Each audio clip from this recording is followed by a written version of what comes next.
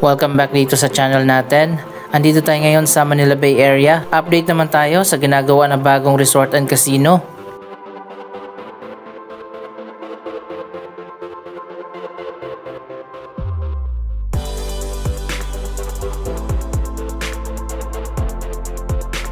Ito na ngayon ang latest na progress sa ginagawa na bagong hotel resort and casino. Dito yan sa Westside City, isang master plan development ng Mega World.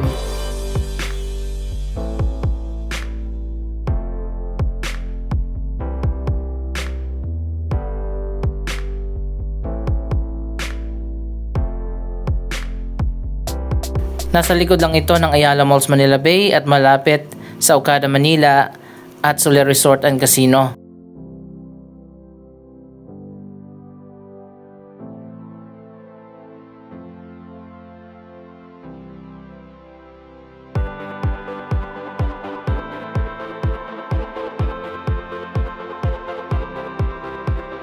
Ang building na ito nakatabi ng hotel and casino, malapit na rin matapos. Alamin pa natin kung ano magiging function ng building na yan.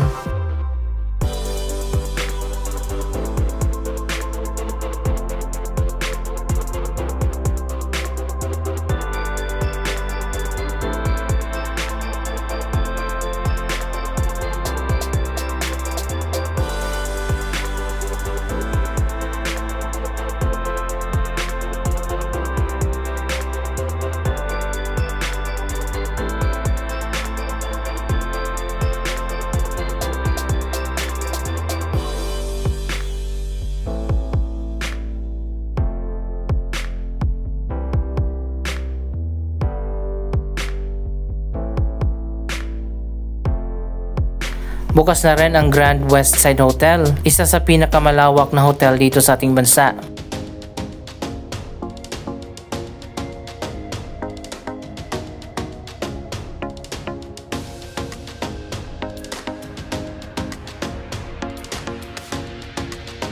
Ito na nga ang latest na progress, natapos na nga yung paglalagay ng mga glass windows at panels.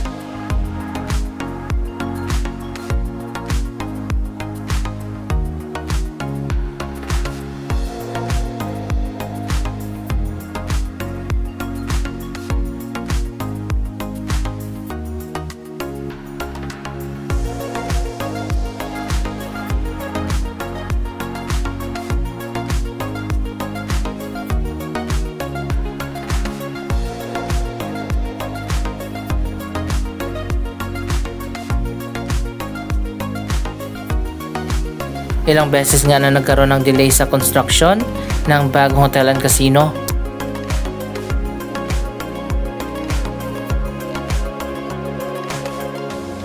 Pero sa ngayon at least malapit na itong matapos after ng ilang taon.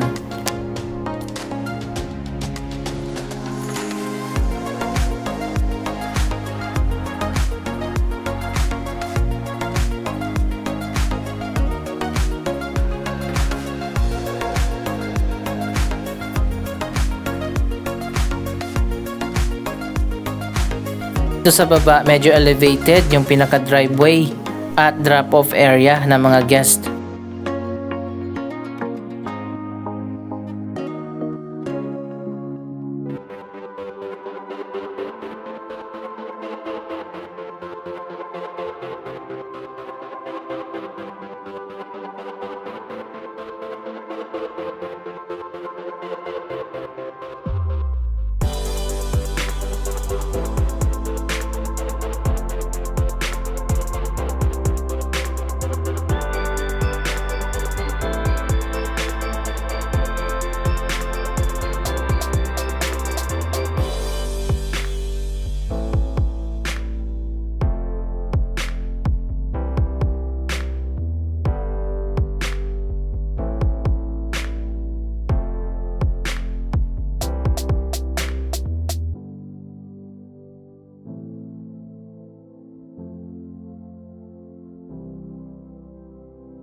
May mga LED lights na rin dyan sa building.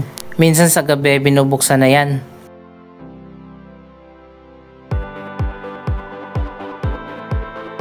Ang Grand Westside Hotel naman ang magko-complement dito sa bagong hotel and casino.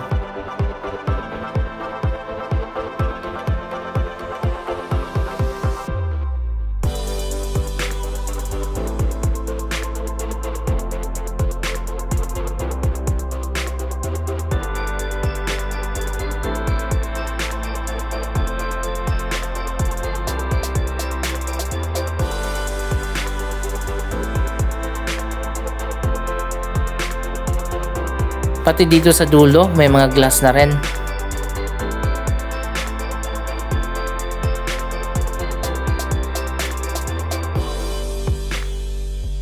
Saan kaya yung swimming pool nito?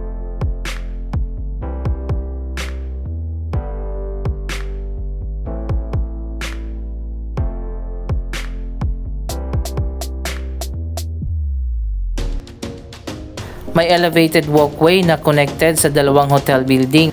Sa tingin ko dito sa baba ang casino area.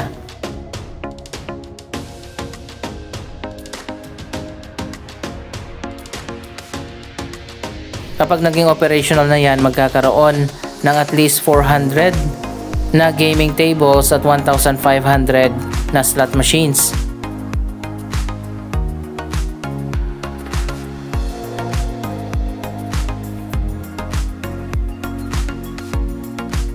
Nasa 400 plus naman, almost 500 ang hotel rooms. Meron tayong nakita na post na isang contractor. Mukhang hindi na nga Resorts World ang magiging pangalan sa bagong hotel and casino. Mula nung nag-backout na nga at binenta na ang shares ng Genting Resorts ang may-ari ng Resorts World brand, at ang mga shares na yon ay binili naman ng Alliance Global, ang parent company ng Mega World. Nabangan natin ang official announcement, baka Sun City Resort Casino na ang magiging pangalan nito.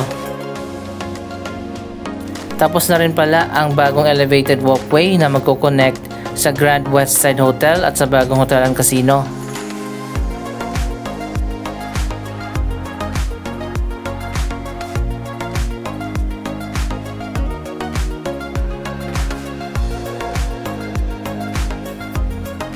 Meron pang isang building dito na itatayo sa tabi ng Grand Westside Hotel na hindi pa tapos hanggang sa ngayon.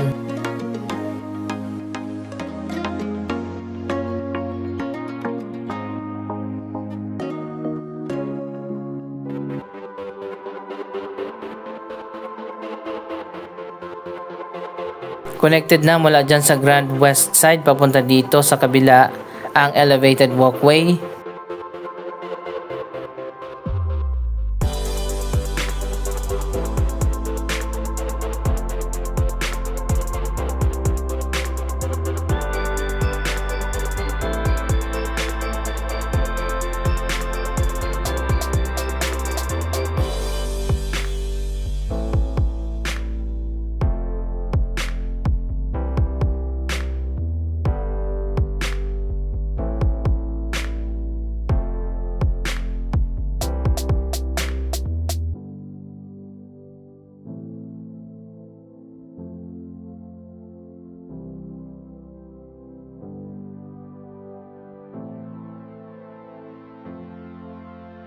Doon sa kabila, bahagi pa yan ng Westside City Development ng Mega World.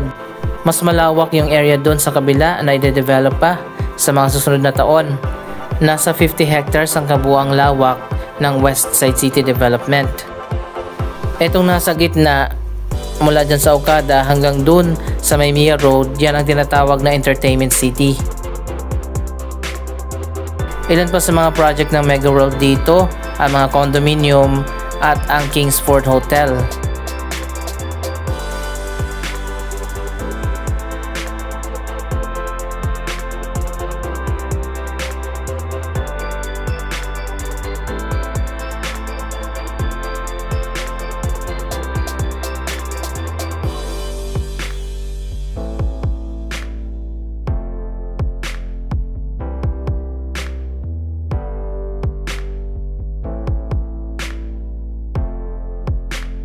May isa pang bagong condominium dito na ginagawa ngayon sa likod ng Grand Westside Hotel. Pero malapit na rin siyang matapos, mabilis ang construction.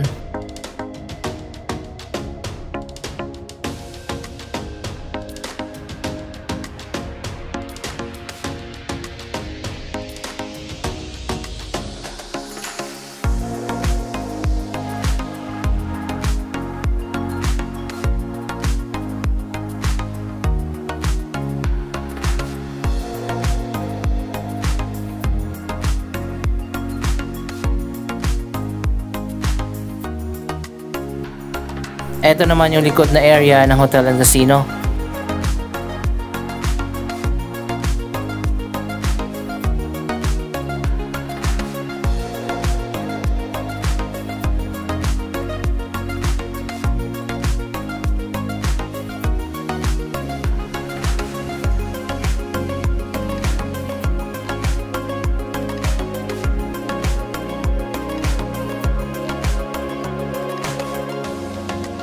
Dalawa na lang yung magkasosyo dito sa Hotel and Casino Project, ang SunTrust Resort Holdings mula sa bansang Hong Kong at ang Alliance Global.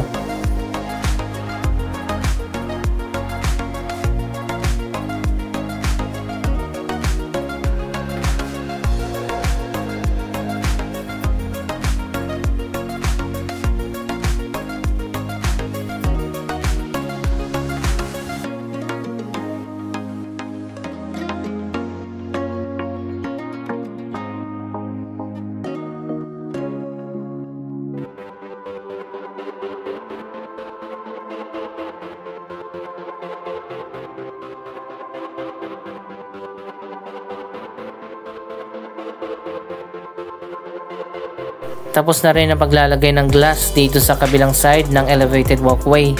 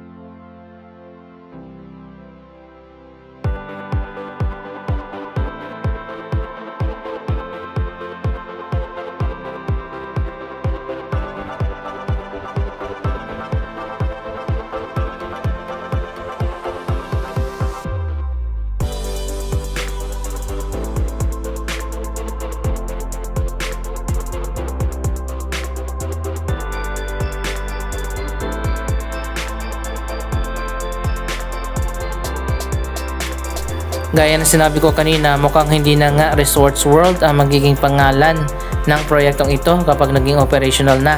Ang bagong pangalan nito ay Sun City Resort and Casino. Pero to be confirmed pa yan. Abangan natin sa mga susunod na update.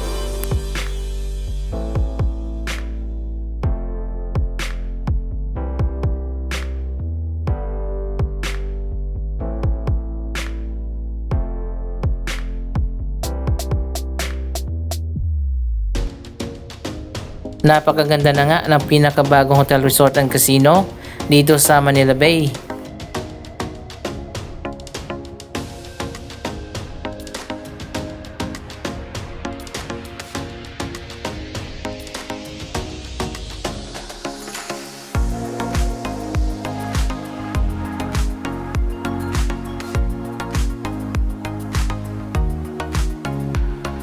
Excited na ba kayo sa grand opening nito? Napakaganda siguro dyan sa loob.